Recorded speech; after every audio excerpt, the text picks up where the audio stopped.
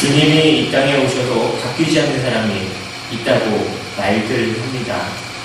사실 저도 전도를 하다 보면 참 마음이 어려운 것은 아무리 주님을 말해도 주님을 들으려 하지 않는 사람들이 있습니다.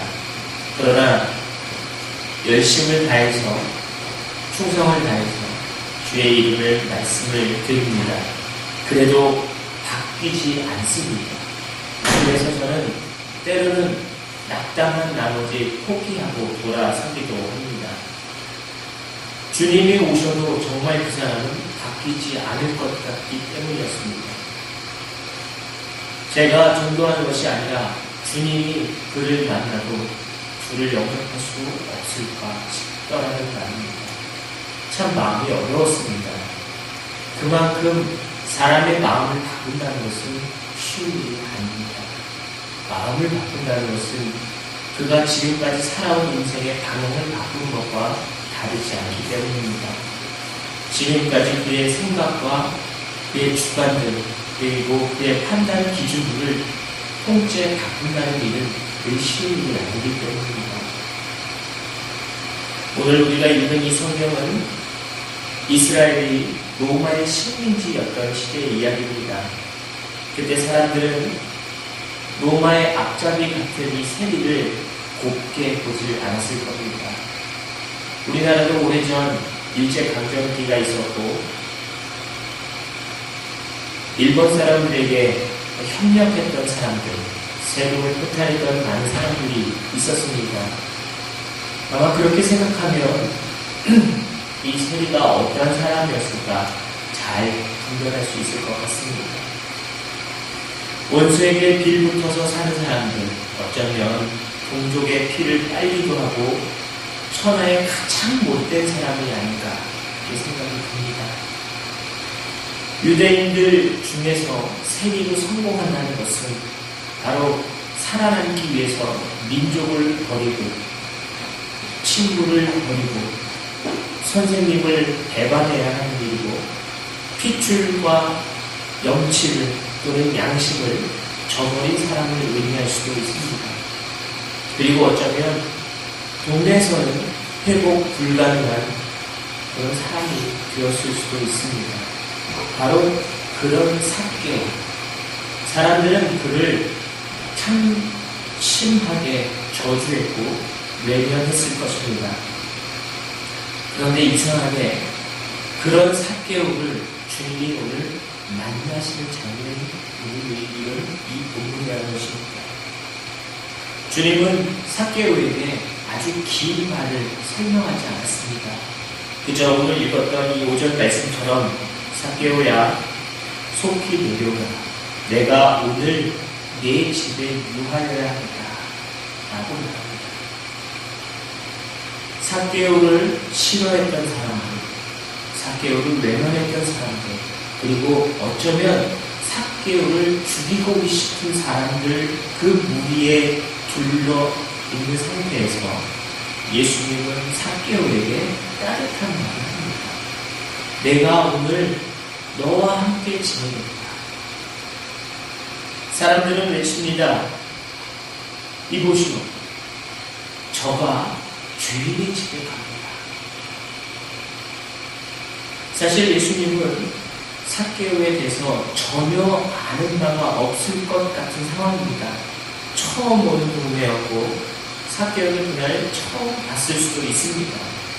그리고 예수님을 처음으로 만나고 싶었던 이 삭개오는 나무 위에 올라가서 예수님을 보려 했습니다. 제가 어렸을 때는 삭개오가 올라가는 나무를 뽕나무라고 배웠던 기억이 납니다. 요즘 성경에는 돌무화과 나무라고 되어 있습니다. 중요한 의미는 아닙니다. 그저 누가 정성껏 심은 나무가 아니라 그저 버려진 듯한 관심 없는 그냥 외면당하는 어떤 나무라는 의미로 보여집니다. 바로 버려지고 관심 없고 아무 상관없이 그저 길가에 그저 혼자서 덩그러니 나왔던 그 나무에 그저 비슷한 그와 똑같은 아주 무관심을 갖던 삭개오라는 한 사람이 그 나무에 올라갔다는 사실이 중요한 상황일 것입니다. 삭개오가 그 나무에 올라간 이유가 무엇입니까? 사람들이 그렇게 보고자 했던 예수. 하지만 그는 볼 수가 없었습니다. 왠지 아십니까? 삭개오는 많은 사람들 앞에서 나설 만한 성격이 되지 않습니다.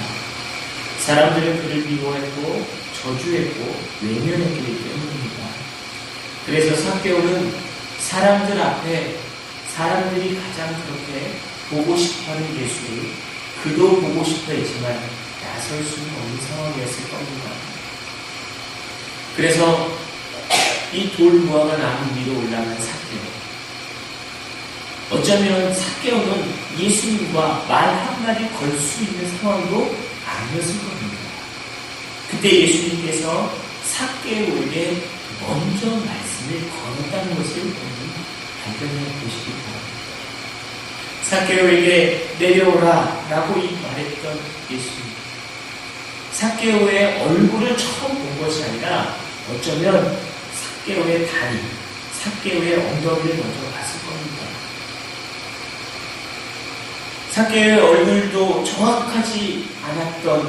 정확하게 보지 않았던 그 예수님은 삭개오라는 이름도 알고 계셨고 삭개오에게 내려오라고 말씀도 하십니다. 그리고 그의 이름뿐만 아니라 그가 어떠한 삶을 사셨는지조차 예수님은 알고 계셨다는 겁니다. 삭개오의 마음속에 어떠한 갈등이 있었는지, 어떠한 아픔이 있었는지, 삭개오와 어떤 슬픔을 가지고 그가 삶을 하루하루 살아내고 있는지 예수님은 다 알고 계셨다는 사실입니다. 예수님께서 삭개오에게 하신 말씀, 오늘 밤 내가 너와 함께 하겠다라는 이 말은 못된 삭개오, 저주받을 삭개오, 죽일 만한 그런 나쁜 삭개오가 아니라 예수님이 함께 머물 사람의 집이라는 것으로 바뀌어지고 있다는 사실입니다. 세상 사람들은 여전히 삭개오를 죄인이다, 죄인의 집에 그가 가겠다라고 하신다, 죄인이라고 말을 합니다. 지금까지 그가 살아온 여정은 죄인이었고 지금도 여전히 죄인으로 사람들을 보고 있습니다. 죄인일 때 예수님은 그를 만나신다는 거예요. 그리고 그를 만나시고 그가 무슨 말을 했는지 상관없이 그에 대해서도 주님은 다 알고 계신다는 것입니다. 어떻게 그가 놀랍게 변화될 수 있을지 사람들은 전혀 기대하지 않습니다. 삭개오의 모양을 다 알고 있는 사람들은 오직 저주받을 사람, 지옥에 갈 사람으로 그를 바라볼 뿐이지 그를 주님을 만난 사람이라고 생각하지 않기 때문입니다. 그러나 예수님은 삭개오를 만납니다. 그리고 삭개오와 함께 그 집에 유하십니다. 삭개오와 함께 먹고 삭개오와 함께 마시고 삭개오와 함께 그곳에서 잠을 주무십니다. 주님은 사람들이 그렇게 조롱했던 삭개오일지라도 그와 함께 하셨다는 사실을 여러분 기억하시고 축복합니다. 철저하게 외면당할 수 있는 그에게 예수님은 동행하시고 계십니다.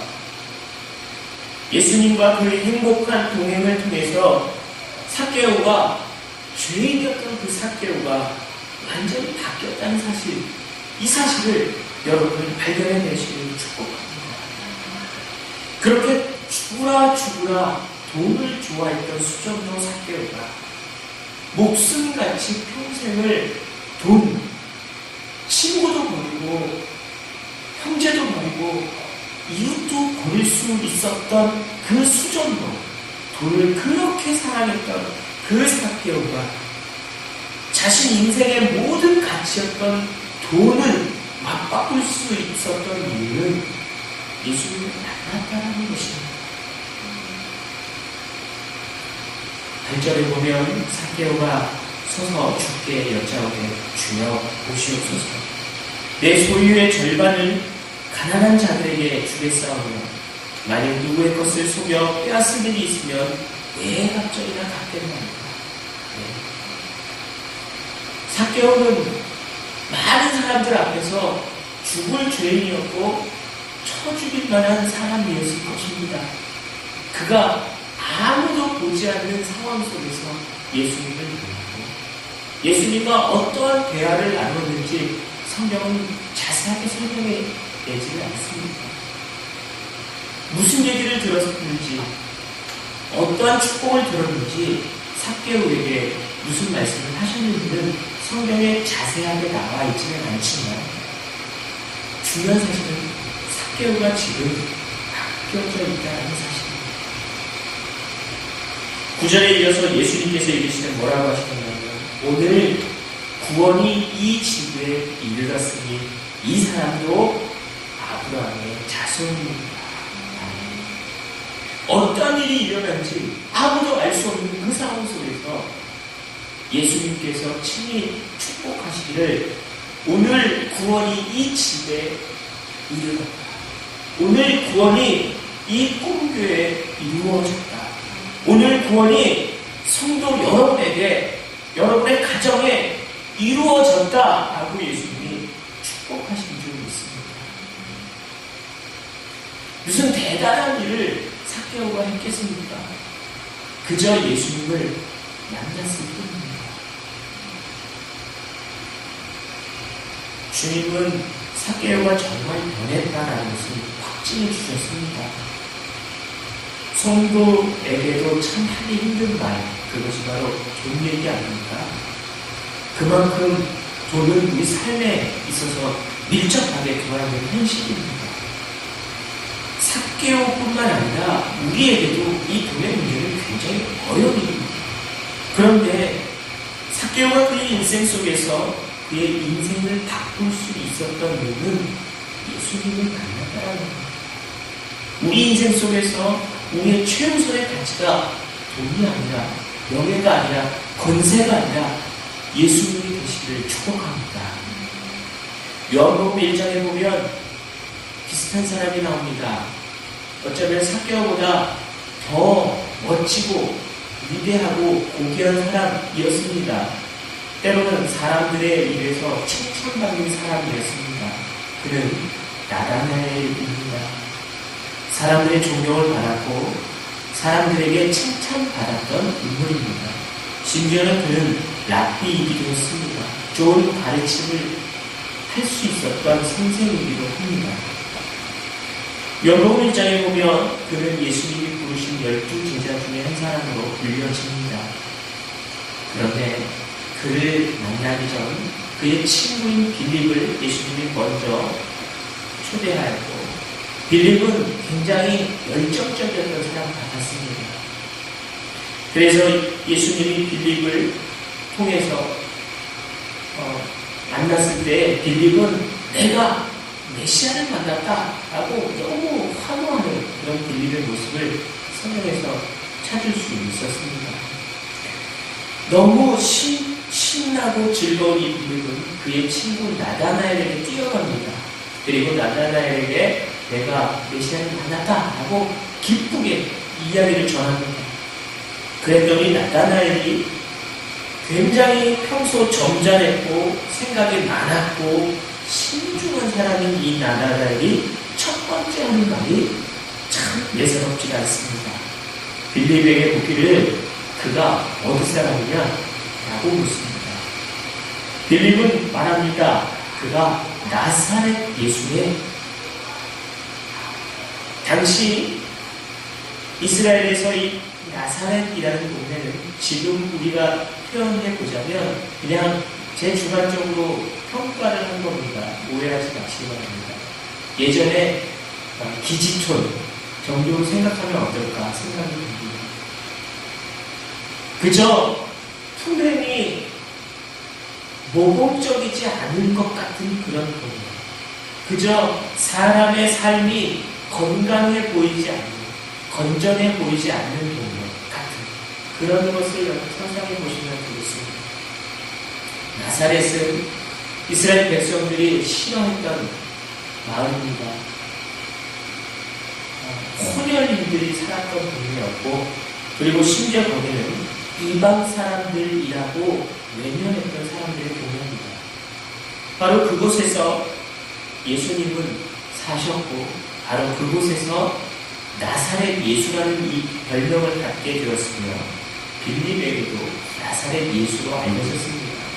바로 이 빌립은 나다나엘에게 나사렛 예수를 내가 만났다라고 이야기합니다. 나다나엘이 말하기를 내가 잘못 들은 거 아니야? 나사렛 같은 곳에서 무슨 선한 것이 날 수 있겠어? 라고 말합니다. 많은 사람들의 칭찬을 받았고 많은 사람의 존경을 받았던 나다나엘의 입에서 나왔던 첫 마디가 나사렛에서는 선한 것이 날 수 없다라는 말입니다. 이렇게 정색을 했던 나다나엘에게 빌립은 더 이상 설명할 수 있는 방법이 없습니다. 사실 그렇습니다. 이사야서 53장 2절에 보면 예수님의 풍채에 대해서 설명한 부분이 잠깐 나오는데, 고운 모양이나 풍채도 없고 우리가 보기에 흠모할 만한 아름다운 것이 없도록 이라고 되어 있습니다.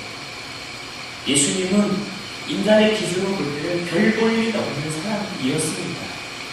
보기에 그렇게 대단해 보일 것 같은 분도 아니었습니다. 어쩌면 나다나엘이 그렇게 말할 만한 별 볼 일 없는 나사렛에서 태어난 별 볼 일 없는 인간으로 나다나엘은 말하고 있는 것 같습니다. 빌립은 나다나엘에게 그럼 일단 와서 한번 보자 라고 말합니다.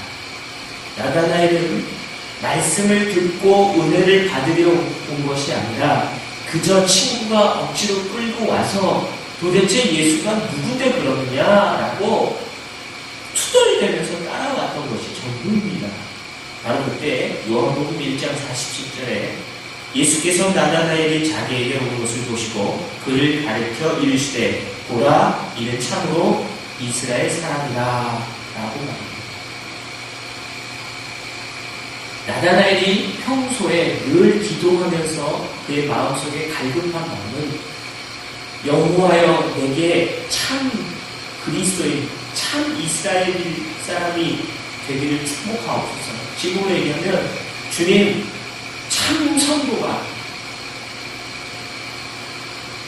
진정한 성도가 되기를 축복해 주옵소서라고 기도했던 것입니다. 바로 그때 예수님께서 나다나엘을 보시자마시자 했던 첫 마디가 그는 참 이스라엘 사람이다 라는 축복입니다. 그렇다면 나다나엘이 깜짝 놀라서 예수께 말씀하기를 저를 어떻게 하십니까? 저에 대해서 어떻게 하십니까? 49절 이어질 때 예수께서 대답하여 이르시되 빌립이 너를 부르기 전에 내가 무화과 나무 아래에 있을 때 보았노라 라고 말합니다. 빌립이 무화과 나무 밑에서 기도하고 있을 때, 주여, 나다나엘이 무화과 나무 밑에서 기도하고 있을 때 빌립이 쫓아와서 예수님이 말했던 그 상황을 예수님이 알고 계셨다는 겁니다. 그리고 심지어 나사렛에서 무슨 선한 것이 날 수 있겠느냐라고 비하했던 말도 예수님이 알고 계셨다는 사실입니다. 결국 이 마디 한마디에 나다나엘은 고꾸라지고 예수님의 제자가 됩니다. 사랑하는 성도 여러분, 예수님을 만나서 구원을 받는 이유는 우리가 사람들의 저주를 받는 죄인이어서가 아니라 우리가 사람들의 존경을 받는 인물이어서가 아니라 주님이 부르셨기 때문입니다. 그래서 우리는 어떠한 잘못을 했을지라도 우리에게 어떠한 낙심이 있고 고난이 있을지라도 상관없이 주님은 우리를 부르시고 계신다는 사실입니다. 주님이 우리를 부르실 때 그와 이 행복한 동행을 우리가 응답하기만 한다면 주님은 우리를 구원으로 축복해 주실 줄 믿습니다. 그래서 우리는 명석한 두뇌가 아닌 또 탁월한 언변을 가진 달변의 화수도 아닌 그저 평범해 보일지라도 그저 별 볼 일 없는 그런 사람인 것 같아 보여도 주님을 만나면 행복한 사람이 되는 것입니다. 때로는 우리의 상황이 어렵지 않습니까? 때로는 우리가 생각해낸 대로 세상은 그렇게 행복한 일은 아닐 수도 있습니다. 그러나 우리를 늘 모든 상황 속에서 우리를 이해하시고 우리를 아시고 우리를 만져주시는 주님이 있으시고 그와 행복한 동행을 선포하는 이상 주님은 우리를 구원해 주실 줄 믿습니다. 깨지고 변하는 역사는 하나님이 우리 마음속에 은혜를 주실 때 일어나는 겁니다. 오직 주님만이 할 수 있는 일이고 오직 주님만을 만나서 행복해질 때 주님만 사모하고 구하는 마음이 우리에게 있을 때 주님은 우리를 들어서 새 일을 행하실 줄 믿습니다. 나다나에게 제자가 되고 삭개오가 존경받는 사람으로 바뀌어지는 이 은혜 오직 주님을 만나는 이 축복된 일이 있기 때문입니다. 사랑하는 여러분, 주님만 의지하고 주님 앞에 나아가서 주님이 여러분의 삶을 축복하는 행복한 성도가 되시길 축복합니다. 기도하겠습니다.